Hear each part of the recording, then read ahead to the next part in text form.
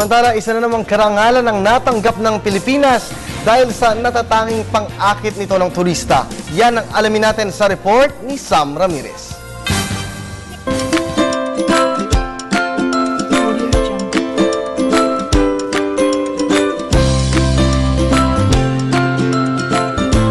Malaulap na pagkabughaw ng tubig, malapolvoron na buhangin, mga makukulay na isda at nagtataasang mga bundok.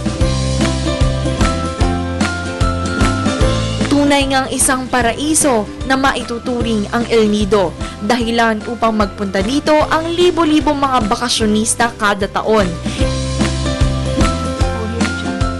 Isang malaking tulong para sa mga naninirahan dito dahil sa trabahong hatid nito. Kamakailan lamang ay pinarangalan ng Tourism for Tomorrow Award, Community Benefit Award ang El Nido Resorts sa 13th Annual World Travel and Tourism Council na ginanap sa United Arab Emirates.